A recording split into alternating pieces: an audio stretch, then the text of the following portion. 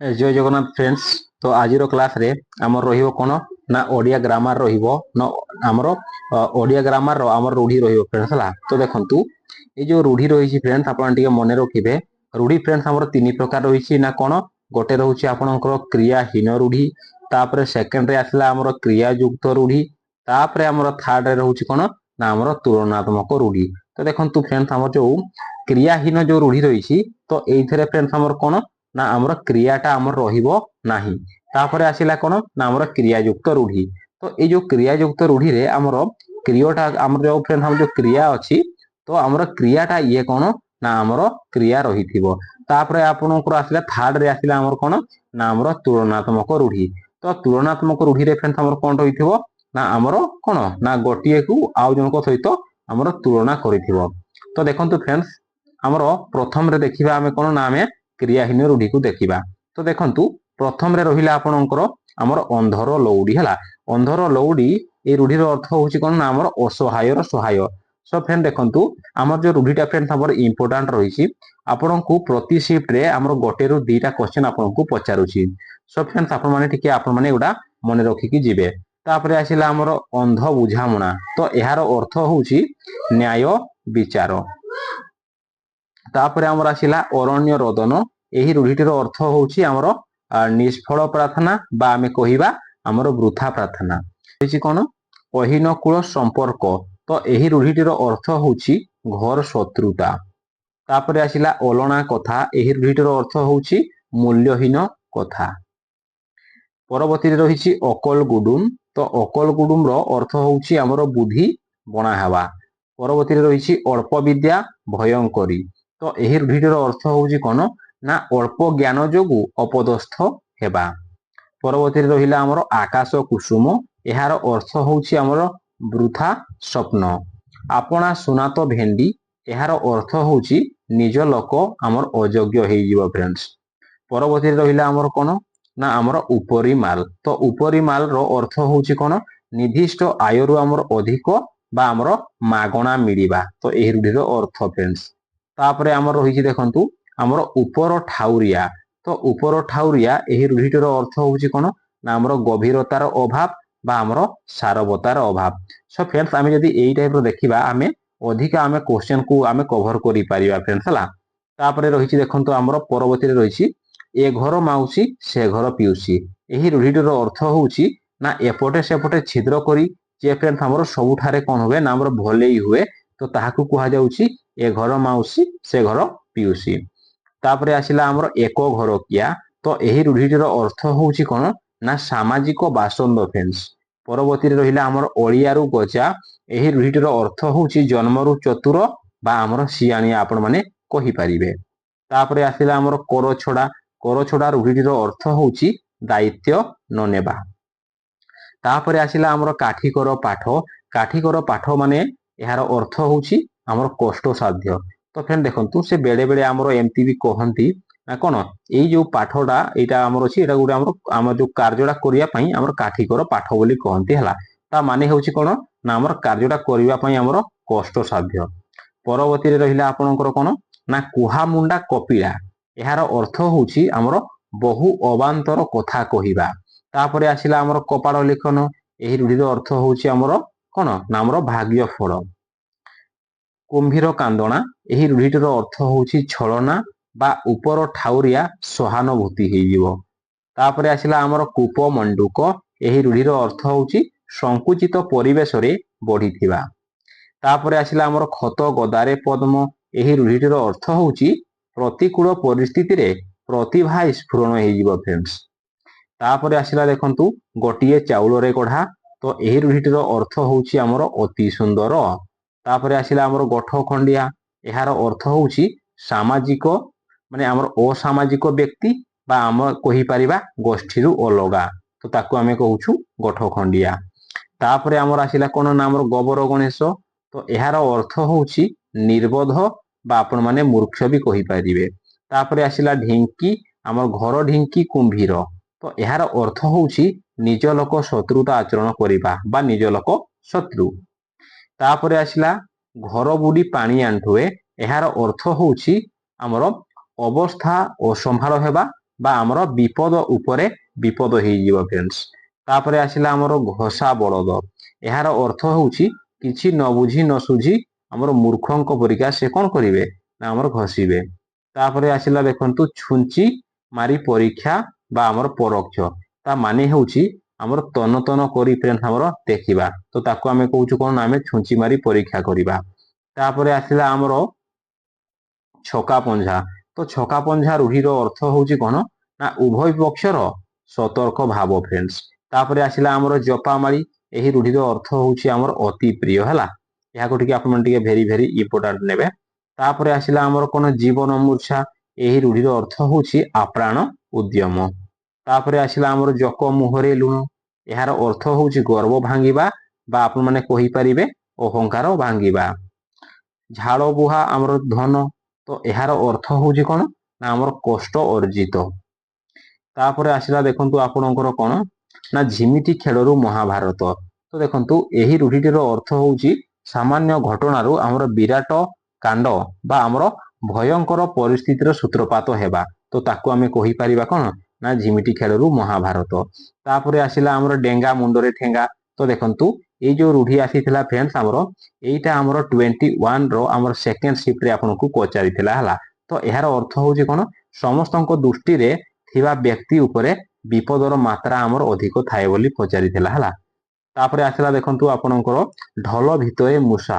ଏହି ରୂଢିଟିର ଅର୍ଥ ହେଉଛି ଶତ୍ରୁ ଗୁପ୍ତରେ ଘରେ ଲୁଚି ରହିବା ହେଇଯିବ। ତାପରେ ଆସିଲା ତେଲିଆ ମୁଣ୍ଡରେ ତେଲ। ଏହାର ଅର୍ଥ ହେଉଛି ଥିଲା ବାଲାକୁ ଅଧିକ ସାହାଯ୍ୟ। ତାପରେ ଆସିଲା ଆମର ଦେହ ଲଗା।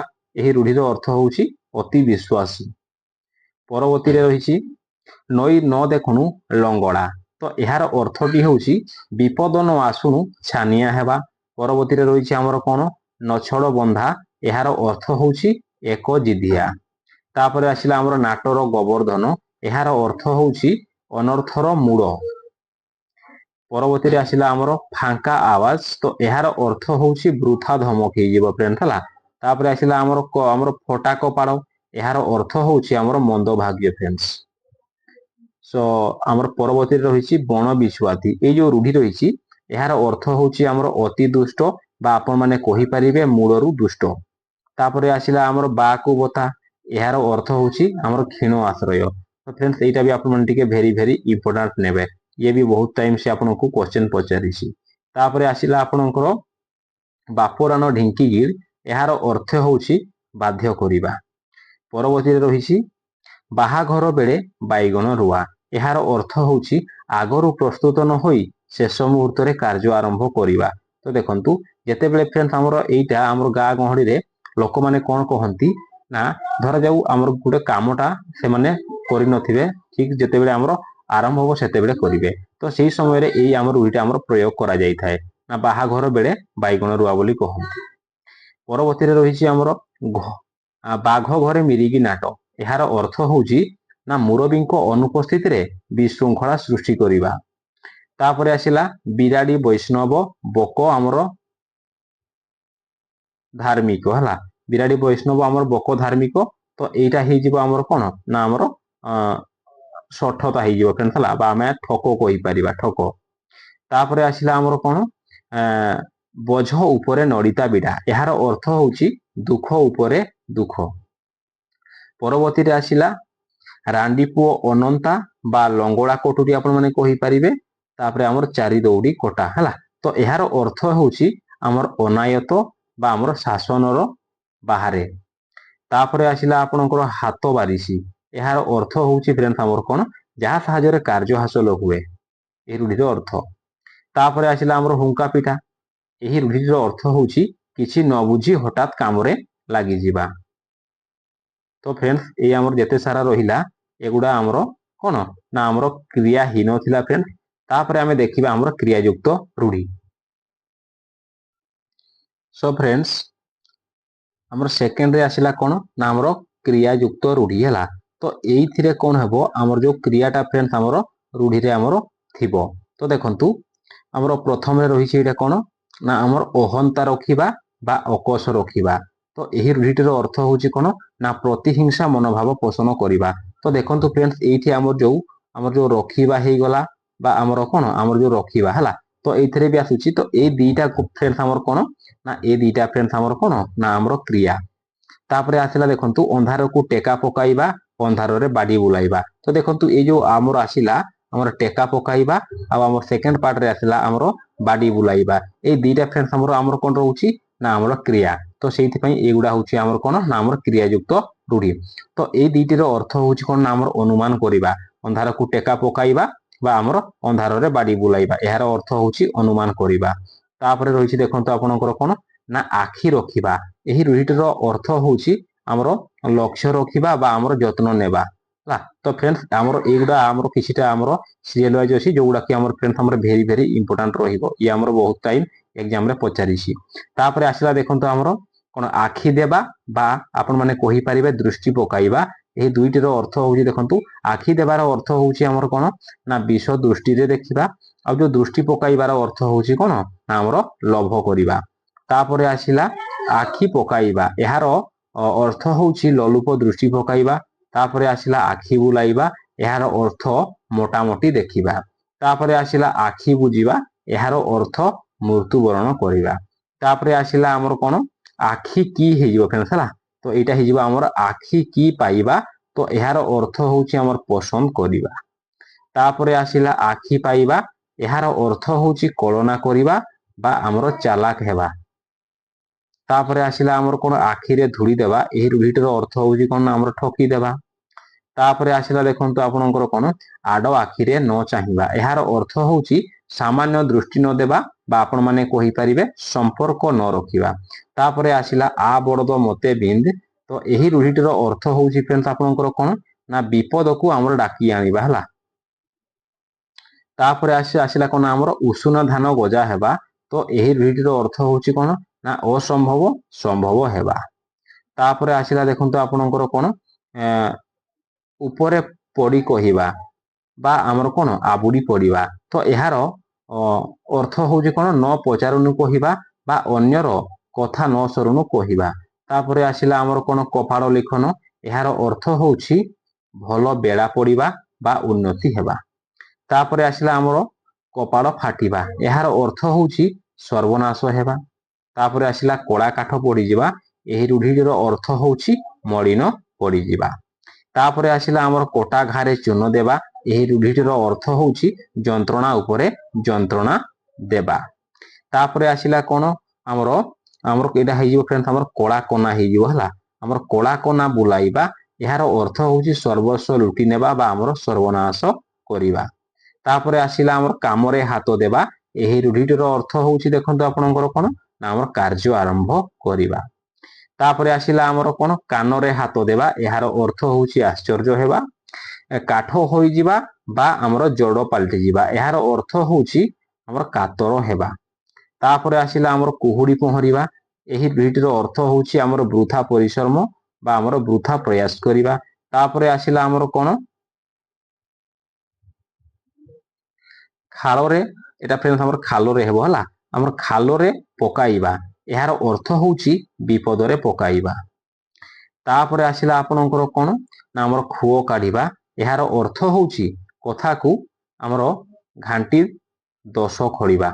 ତାପରେ ଆସିଲା ଆମର କଣ ଖାଇବା ପତ୍ରରେ ଧୂଳି ଦେବା, ଏହାର ଅର୍ଥ ହଉଛି ଜୀବିକା ଛଡାଇ ନେବା।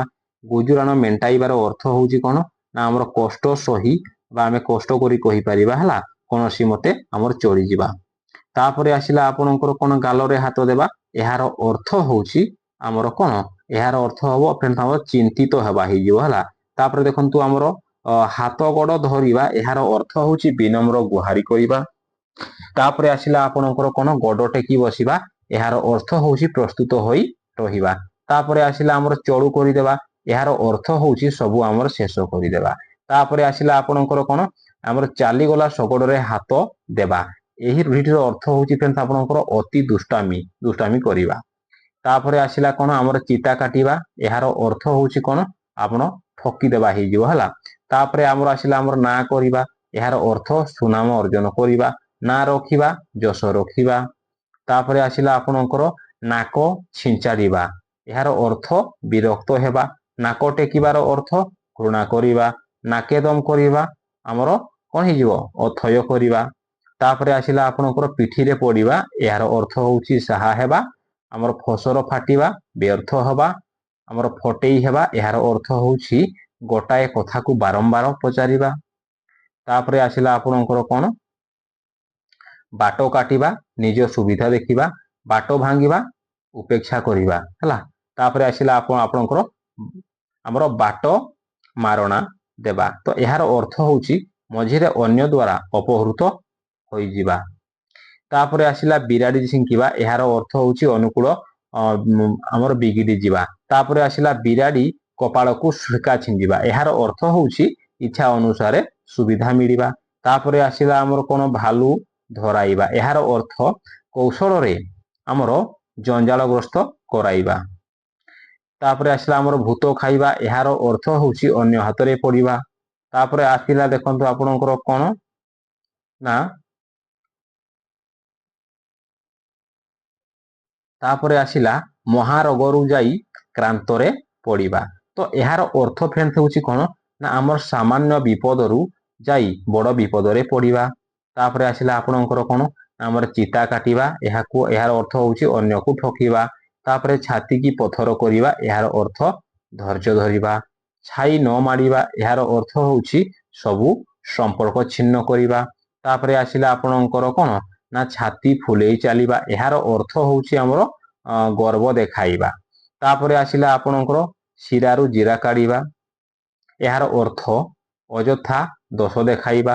ଝିଣ୍ଟିକା ମାରି ବଣି ପୋଷିବା, ଏହାର ଅର୍ଥ ଦୁର୍ବଳକୁ ମାରି ସବଳକୁ ସାହାଯ୍ୟ କରିବା।